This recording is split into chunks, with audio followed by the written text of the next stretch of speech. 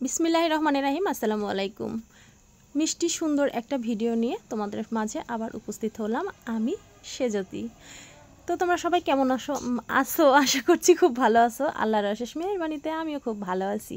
শুরুতেই তোতলাচ্ছি, শেষে যে কী করবো আল্লাহ ভালো জানে। তো যাই হোক, আমার বাবার বাড়িতে, আমার ভাইয়ের বাসায় ঢাকাতে আমাদের না নিচে বিছানা ছাড়া কোনো পথ নাই। যেখানে যাব সেখানে নিচে বিছানা করতেই হবে, কেননা মেয়েটা বড় হয়ে গেছে, আলাদা ঘরে শুবে, সেটা শুতে পারে না, ভীষণ ভয় পায়। তো একটা খাটেও ধরে না চারজন মিলে, সে কারণে আবার একটা ছোট্ট মোটো তোষক বানানো হয়েছে, সেটাতে নিচে শোয়ে মেয়ের বাবা আর আমরা তিনজন উপরে ঘুমাই। এটাই হচ্ছে ব্যাপার, কি যে ঝামেলা নিচে বিছানা করা, কিন্তু কিছু করার নাই, নিচে বিছানা করতেই হবে। এটা আমাদের মানে দাদি কালের বয়স থেকে দেখে, মানে দাদির সময় থেকে দেখে আসতেছি, আমাদের যত কিছুই থাকুক, মানে যত খাঁটি থাকুক না কেন, নিচে বিছানা করতে হবে। তো যাই হোক, সুন্দর করে পরিপাটি করে দেখো বিছানাটা গোছায় নিতেছি। বিছানাটা গোছানোর পরে দেখতে কিন্তু আরও বেশি ভালো লাগে, তখন আর কষ্টকে কষ্ট মনে হয় না। আর যখন বিছানাটা গোছাতে শুরু করি তখন ভীষণই খারাপ লাগে, কারণ এদিকে থেকে ঝাড়লে ওদিকে কুচকায় যায়, ওই দিক থেকে ঝাড়লে ওদিকে কুচকায় যায়, এটাই হচ্ছে ব্যাপার। আর দেখো, দুইটা স্ট্যান্ড ফ্যান দুই দিকে দিয়ে ঘুমাইতে হয় আমাদেরকে রাত্রের বেলা, কেননা স্ট্যান্ড ফ্যানের বাতাসটা খুবই ঠান্ডা আর সিলিং ফ্যানের বাতাসটা একটু গরম গরম লাগে, সে কারণেই সেই তার মার দিয়ে আবার ভিজে খিস্তি অবস্থা হয়ে থাকে।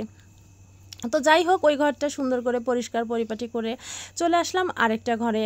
তো এই দুইটা ঘরে একটু থাকা হয়, রাত্রের বেলাও তো ওই ঘরে থাকি, আর দিনের বেলা সারাটা দিনই এই ঘরে থাকি।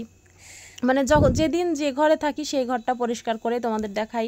আর প্রত্যেকটা রুম কিন্তু প্রত্যেক দিন আমি একটু হলেও পরিষ্কার করি, মানে ঝাড়া মোছাগুলো করি, সেগুলো আর তোমাদের সঙ্গে শেয়ার করি না প্রতিদিন প্রত্যেকটা ঘর। তার কারণ হচ্ছে গোছানো তো আর হয় না, কোনো রকম একটু ঝাড়া দেয়। আর এই ঘরগুলো যেহেতু অনেক সময় ধরে পরিষ্কার করি, ভাবি যে এইটা ভিডিও করলে তাও থাকে যাবে।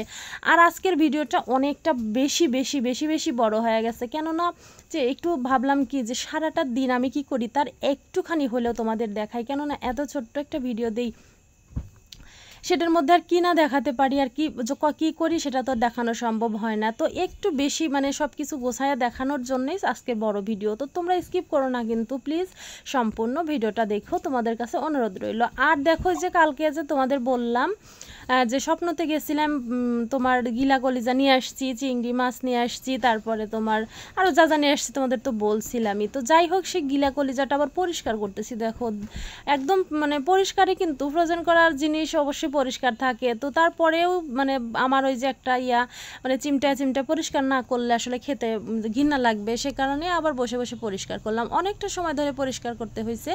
এখন এটা সুন্দর করে সরিষার তেল দিয়ে ভাবতেছি একটু মাখিয়ে রাখবো।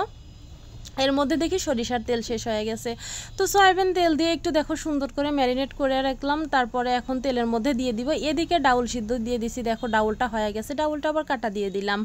আর ডাউল রান্না করবো আজকে, একদম সিম্পল রান্না, একটু ডাউল রান্না করতেছি আর একটু মুরগি রান্না করব, এই দুইটাই করব, কেননা গরমের মধ্যে এখানে আমার থাকতে একটু ভালো লাগতেছে না, ভাবতেছি ঝটপট হয়ে গেলে বেঁচে যাই, আর বেশি কিছু রান্না করব না।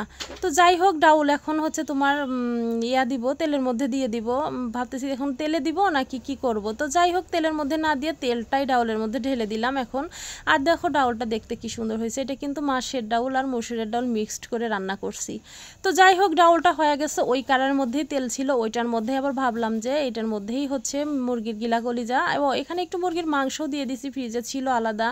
তো ভাবলাম যে মেয়েরা তো গিলা কলিজা অতটা পছন্দ করে না, একটু মাংস দিলে ওরা খাবে, সে কারণেই আবার ওর সঙ্গে একেবারেই রান্না করে নিতেছি। তো দেখো একটু আলু কেটে দিলাম, অবশ্যই ভুনো ভুনোও করতে চাইতেছি, কিন্তু আলু না দিলে মেয়েরা আবার খাবে না। মেয়েরা বললে ভুল হবে, বড় মেয়েটা আলু পছন্দ করে, ছোট মেয়ে আমার মতো হয়েছে একদমই আলু খায় না, আমিও আলু খাই না, ছোট মেয়ে খায় না। আর মেয়ের বাবার বড় মেয়ে ভীষণ পছন্দ করে আলুটা। তো আমার রান্না বান্না কমপ্লিট হয়ে গেছে মোটামুটি। এখন হচ্ছে তোমার কি থালি বাসনগুলো ছিল কিছু, সেগুলো পরিষ্কার পরিচ্ছন্ন করে ধুয়ে নিতেছি দেখো। আর ভাতটা বসানো এখনও বাকি আছে, ভাতটা বসাবো আমি। এই যে চুলা টুলা পরিষ্কার করে একদম পরিপাটি যখন করব তখন ভাত বসাবো। আসলে পরিষ্কার চুলার মধ্যে ভাত রান্না করতে একটু বেশি ভালো লাগে, মানে আলাদা রকমের, মানে এক একদিন এক এক রকম করতে ভালো লাগে।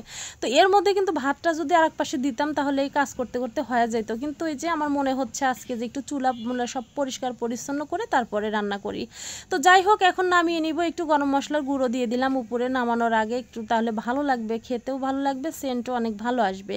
তো হয়ে গেছে, এখন ভাতের চাউল নিতেছি। দেখো এখন ভাতের চাউল নিয়ে চাউলটা সুন্দর করে কসলায় কসলায় ধুইলাম, ধুয়ে রেখে দিলাম, এখন চুলাটা পরিষ্কার করা শুরু করে দিছি।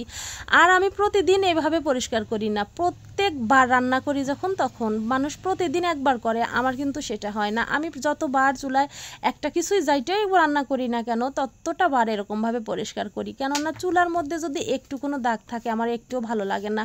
তো যাই হোক, একটু পানি ছিল সেটাও আবার হাত দিয়ে পরিষ্কার করে দিলাম। আর দেখো সুন্দর চকচকে ঝকঝকে চুলার মধ্যে ভাতের পাতিলটা বসায় দিছি, কি সুন্দর লাগতেছে, দেখেই যেন প্রাণটা জুড়ায় যায়। তো যাই হোক, এখন সিঙ্কটা সুন্দর করে পরিষ্কার করে নিব। এখন দেখো একটু মাজা ঘষা করে নিতেছি। এই যে তোমার মাছ টাছ ভিজানো হয়, মাংস ভিজানো হয়, মানে সেটা আবার যে তেল তেল হয়ে থাকে, একটু পরিষ্কার করে না ধুয়ে নিলে হয় না, মানে মাজা ঘষা না করলে হয় না। তো সুন্দর পরিপাটি করে আবার সিঙ্কটা পরিষ্কার করে নিলাম। এখন ঘর দর ঝাড়ু দিব, মুছে গোসল করব। তো আসলে আমরা ভাবি একরকম, হয়ে যায় একরকম, একরকম করে চিন্তা করি আর হয়ে যায় আর একরকম। ভাবলাম যে শর্টকাটে রান্না করে শেষ করে তাড়াতাড়ি গোসলটা দিয়ে নিব। এর মধ্যে মেয়ের বাবা আবার গম ভাঙাতে গেছিলো, মানে আটা নিয়ে আসছে, সেটা আবার চালতে হবে। ভাবলাম যে না, ঘর মোছার আগেই এই কাজটা শেষ করে দেই, কেননা আবার তো এগুলো উড়ে উড়ে চলে যাবে। যদিও চুলা মোছার পরে এটা করতেছি, চুলার মধ্যে আবার নোংরা হয়ে গেছিলো, আবার আমাকে মুছতে হয়েছে। তো ঘরটা তো মুছি নাই, একটা কাজ একটু তাও মানে বাকি ছিল। মেয়ের বাবাকে বললাম যে আর একটু আগে নিয়ে আসবা না, তাহলে আমার আর একটু সুবিধা হতো, চুলা মোছার আগে এই কাজটা করে নিতাম। তো যাই হোক, আলহামদুলিল্লাহ সম্পূর্ণ কাজ শেষ করে চলে আসছি গোসল দিয়ে। তো এখন জামা কাপড়গুলো দেখো বাইরে দিয়ে দিতেছে, আর বাইরের পরিবেশটা কতটা সুন্দর। আর ঝাড়ু দিয়ে দেখো কি চকচকে ঝকঝকে করে রেখেছি, মানে প্রত্যেকটা কাজ আমার টিপটিপ মানে টিপটিপানো করে করি। আর টিপটপ না থাকলে একটু আমার ভালো লাগে না, কেমন যেন গিজি গিজি লাগে। তো যাই হোক, চলো আজকের ভিডিওটা এখানেই শেষ করে দিব। আর আজকের তো অনেক বড় ভিডিও তোমাদের বলছিলামই। তো যারা